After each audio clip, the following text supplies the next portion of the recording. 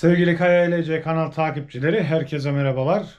Biliyorum bu projenin aslında pek zamanı değil ama bu projeyi kendi ihtiyacım için tasarlarken sonradan kendi kendime dedim ki bu projeyi kesinlikle takipçilerimle de paylaşmam lazım. Çünkü 100 bin abonenin üzerindeki abonelerin içerisinde muhakkak bu tip şeylere ihtiyacı olanlar olacaktır diye düşündüm. Zamanı olmamasına rağmen bu projeyi sizlerle paylaşmaya karar verdim. Şimdi bakın, burada görmüş olduğunuz bir masaüstü vantilatör var arkadaşlar. Her şeyiyle bize ait, her şeyiyle bizim yapımımız bir masaüstü vantilatör ve çok çok ucuza mal edeceğiz. Çok çok ucuza yapacağız bu masaüstü vantilatörü. Yine her zaman diğer videolarda olduğu gibi kullanılmış malzemelerden ve ucuz malzemelerden yapacağız.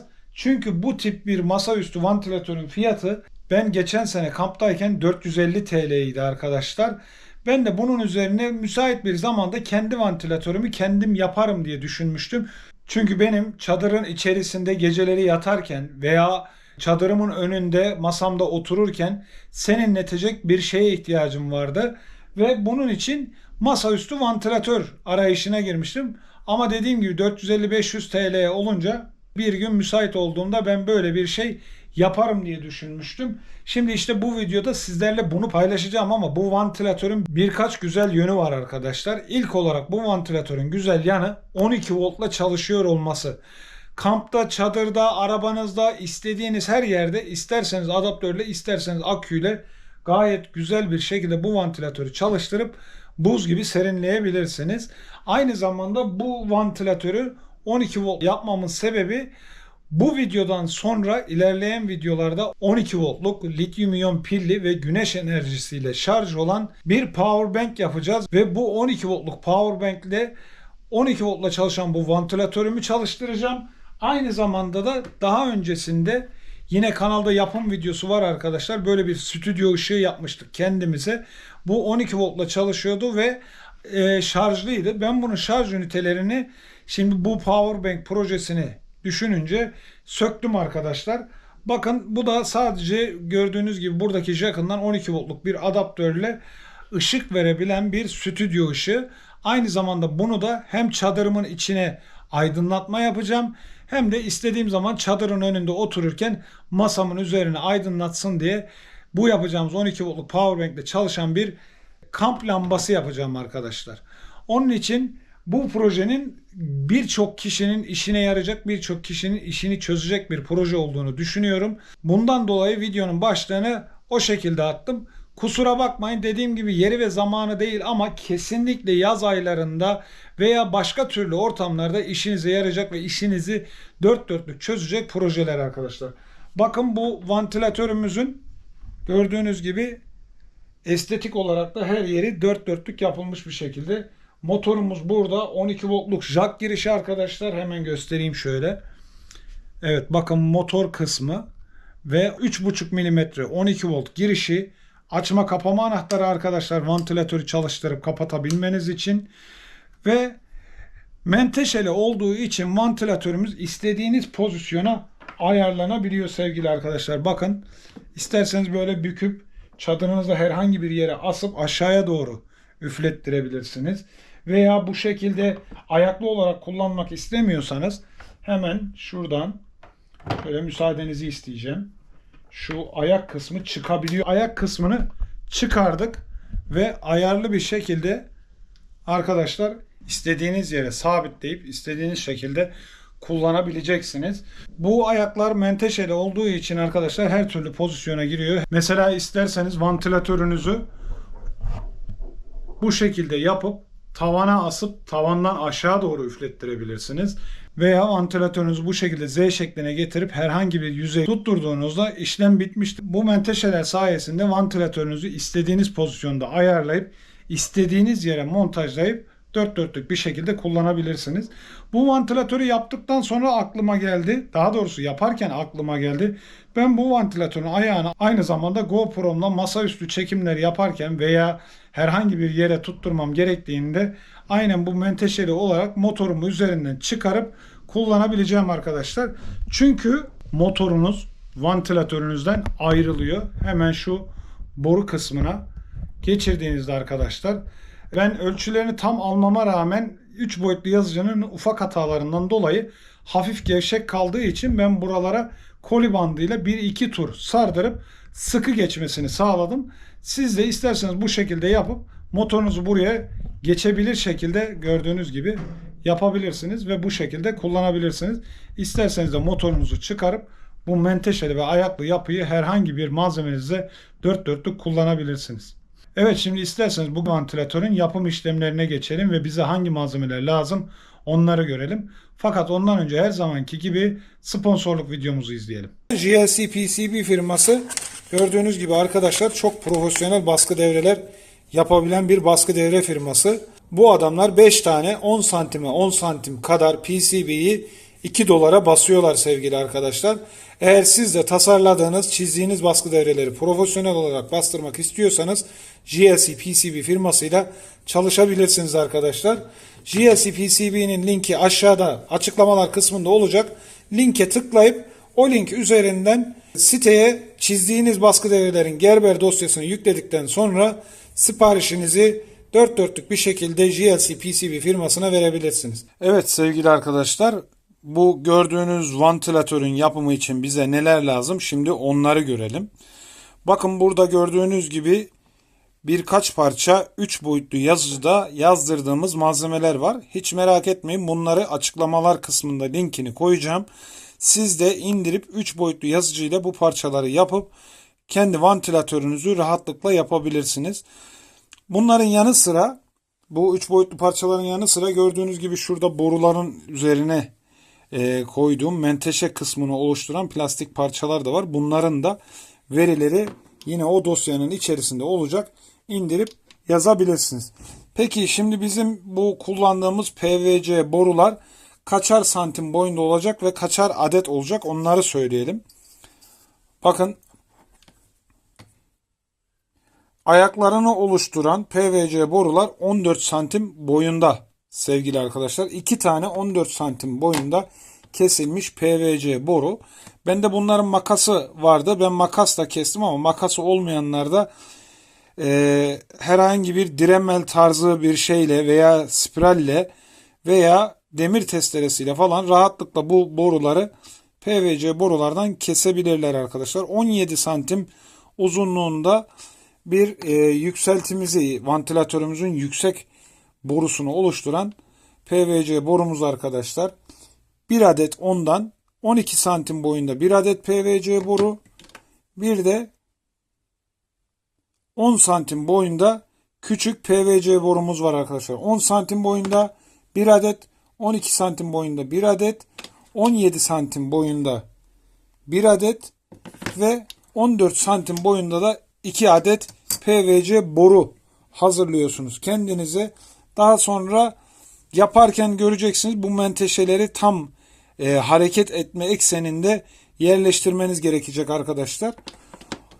Bütün bunların yanında teknik olarak bize lazım olan malzemelerse bir adet bu eski yazıcıların içerisinden söktüğüm motor arkadaşlar. Her zaman her videomda söylüyorum.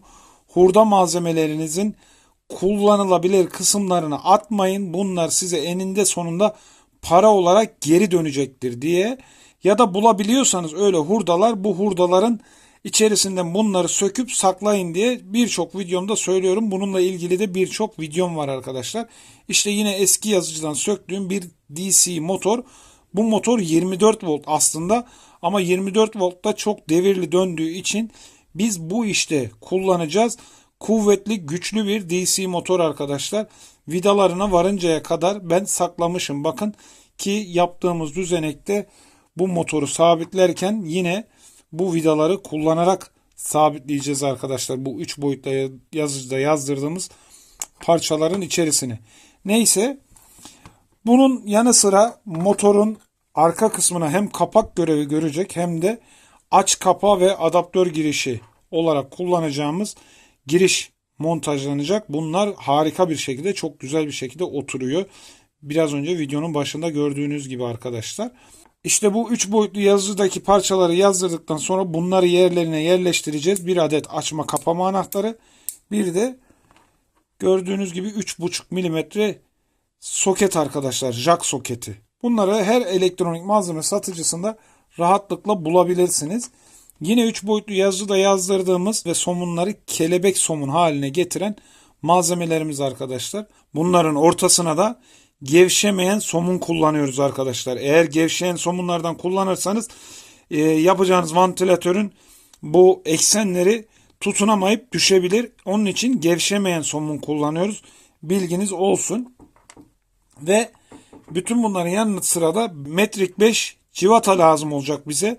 Ben elimde olmadığı için bu yıldız civatalardan kullandım ama özünde kullanmak istediğim anahtar başlı civatalardan kullanıp onlara da birer tane bu kelebeklerden yapıp iki taraflı kelebek olarak elimizle sıkıp açabileceğimiz bir şey istiyordum. Eğer siz somun başlı yani anahtar başlı civata bulabilirseniz kesinlikle onunla yapın ki herhangi bir durumda tornavidaya ihtiyacınız olmasın arkadaşlar.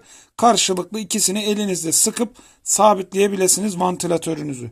Neyse, gereken parçaların tamamı bunlar. Dilerseniz hemen hızlandırılmış bir şekilde bu malzemelerin nasıl montajlanacağını görelim ve nasıl uygulamaya geçirileceğini görelim.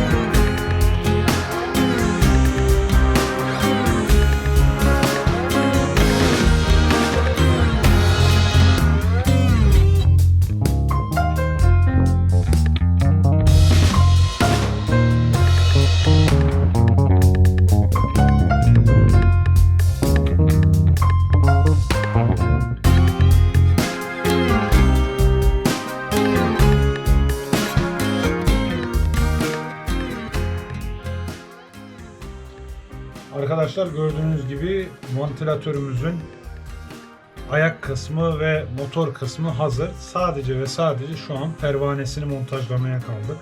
Gördüğünüz gibi eklem yerlerinden istediğiniz pozisyonda bükebiliyorsunuz. Aynı zamanda ben bunu yaparken de aklıma geldi. Benim için çok kullanışlı bir şey olacak. İstediğim zaman motoru buradan çıkarıp bunun yerine kameramı takıp istediğim açıda, istediğim yükseklikte masaüstü çekimler yapabileceğim. Değişik açılardan çekimler yapabileceğim. Şu anda kameram 3 boyutlu yazıcımın üzerinde sabit duruyor ve istediğim pozisyona istediğim şekilde ayarlayamıyorum. Onun için bu benim için çok kullanışlı bir malzeme olmuş olacak arkadaşlar. Neyse, şimdi isterseniz hemen pervanesinin montajını da yapalım motor kısmına. Ondan sonra masaüstü vantilatörümüz kullanıma hazır bir şekilde bitmiş olsun. Şimdi bakın, pervane kısmı da öyle eften püften bir pervane olmayacak. Gördüğünüz gibi önceden arızalanıp atılmış vantilatörlerden birinden çıkardığım pervane bu. Bu pervanenin güzel yanı şu: çok esnek ve yumuşak bir malzemeden, hafif bir malzemeden yapılmış. Büyük böyle ayaklı vantilatörlerin pervanesiydi bu. Ama ben bu pervaneyi sakladım, işte atmadım ki bir yerde lazım olur diye. Neticede de gördüğünüz gibi lazım oldu. Bir dünya para verip alacağımız malzemeyi kendimiz neredeyse bedavaya mal etmiş olduk. Şimdi motorumun ucundaki dişli kısmına göre ben pervanemin iç kısmını ayarlamıştım. Burayı tam oturtturacağım, fakat çok hafiften bir gevşeklik söz konusu.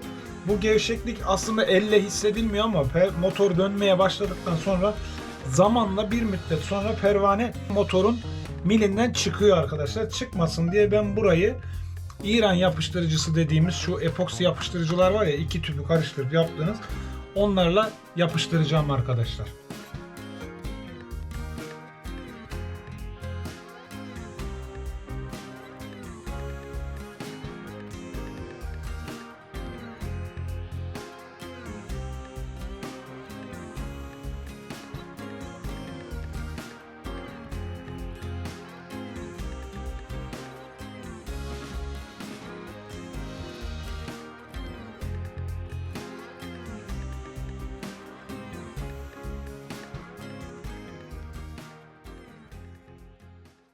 Evet arkadaşlar, pervanemizi de montajladık. Şimdi sıra geldi teste. 12 voltumuzu motorumuza verelim. Evet. Gördüğünüz gibi vantilatörümüz mükemmel bir şekilde 12 voltta gayet güzel bir şekilde çalışıyor arkadaşlar. Ve mükemmel derecede üflüyor. Bir 220 voltluk ayaklı vantilatörden çok daha iyi. Videonun tarama hızından dolayı vantilatörü yavaş dönüyormuş gibi görebilirsiniz ama öyle değil. Çok çok hızlı ve gayet güzel, kullanışlı bir şekilde dönüyor arkadaşlar. Biz 12 voltla çalıştırmayacağız bunu. Çünkü ben çadırın içerisinde kullanacağım için 5 volt gibi bir seviyede çok düşük güçle bu vantilatörü mükemmel bir şekilde kullanabileceğim. Çünkü denedim, testlerini yaptım. İsterseniz size de göstereyim şimdi.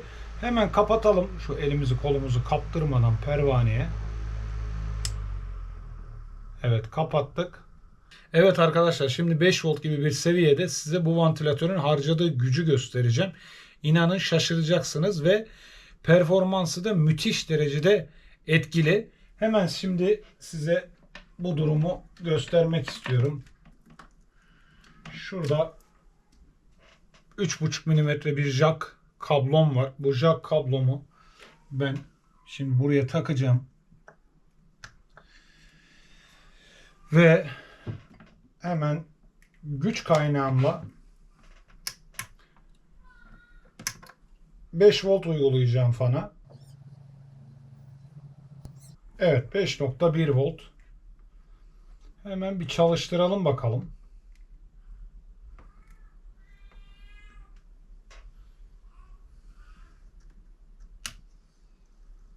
Evet.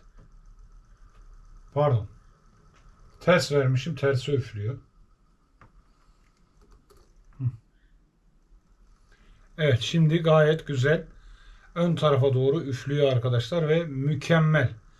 Şu an sesim birazcık vantilatörün dönüşünden dolayı kendi kulaklarıma bir tuhaf geliyor arkadaşlar. Böyle belki size de öyle geliyordur ama bilemiyorum. En iyisi durdurup ondan sonra konuşmakta fayda var. Harcadığı gücü de size güç kaynağının üzerinden göstereyim arkadaşlar. Şimdi açtım. Evet, vantilatörüm çalıştı ve harcadığı güce bakın arkadaşlar. 5.1 volt seviyesinde 1.6 watt güç harcıyor. Yine tarama frekansından dolayı ekran birazcık tuhaf gözüküyor ama 310 miliamper akım çekiyor ve 1.6 watt gördüğünüz gibi. 1.5 watt güç harcıyor arkadaşlar. Evet ve üflemesi de gayet güzel vantilatörün. Şu an duruyor gibi gözüküyor ama öyle gözüktüğüne bakmayın arkadaşlar. Gayet hızlı bir şekilde dönüyor vantilatör. Hatta şimdi durdurayım. Muhtemelen vantilatör dururken şimdi siz döndüğünü gördünüz. Çünkü tarama frekansıyla aynı hıza denk geldi herhalde ki vantilatör duruyor gibi gözüküyordu. Evet sevgili arkadaşlar, 1.5 wattlık bir güçle çalışan mükemmel bir masaüstü vantilatör yaptık. Ama dediğim gibi ben bu vantilatörü yapmamdaki amaç çadırımın içerisini serinletmekti. Ve mükemmel derecede istediğim performansı almış oldum. Bunun yanı sıra bir de arkadaşlar şöyle gördüğünüz gibi bir 12 voltla çalışan benim stüdyo ışığım vardı. Stüdyoda kullanıyordum ve bunu ben şarjlı yapmıştım. Bakın arkasında TP4056'lık şarj modülü var. Ve bunun pilleri de şurada hemen. Evet arkadaşlar, şunlar da bunun pili. Bu pille bu stüdyo ışığımı şarj edip istediğim şekilde kablosuz olarak kullanıyordum. Fakat şimdi ben bunun konseptini de değiştirdim. Çünkü bu ve bu, yani vantilatörle çadır içi aydınlatma olarak da bu stüdyo ışığımı kullanacağım. Ya da diyelim ki çadırımın önünde bir masa kurduk. Akşamları oturacağız. İşte akşamları bu stüdyo ışığımla aydınlatacağım masamı. İşte bu ikisi için de benim bunu sökmemdeki amaç da o. 12 voltluk şarjlı, güneş enerjisinden şarj olabilen bir uygulama yapacağız. Hem güneş enerjisinden şarj olacak hem 12 volt adaptörle bunları çalıştırabileceksiniz. Gördüğünüz gibi vantilatörün 12 volt girişi var. Bu stüdyo ışığımın da 12 voltluk girişi var arkadaşlar. Soketi var hemen şurada. İstediğim zaman adaptörle, istediğim zaman da yapacağım bu güneş enerjili 12 voltluk powerbankla çalıştırabileceğim bunları. Şimdi hemen stüdyo ışığımı da size bir göstermek istiyorum. Şöyle taktım. Açma kapama anahtarını da açıyorum arkadaşlar. Gördüğünüz gibi gayet güzel bir şekilde stüdyo ışığım da 12 voltla çalışıyor. İşte yapacağımız powerbank'in çıkış voltajını da ayarlı yaparsak istediğimiz voltaj aralığında düşük güçle istediğimiz parlaklıkta ya da istediğimiz üfleme gücünde vantilatörümüzü çalıştırabileceğiz arkadaşlar. Yaptığımız bu projeyle ilgili veya buna benzer fikirleriniz, yorumlarınız varsa yorumlar kısmında benimle ve takipçilerimle paylaşabilirsiniz. Yeni bir projede, yeni bir videoda görüşmek dileğiyle. Hoşça kalın.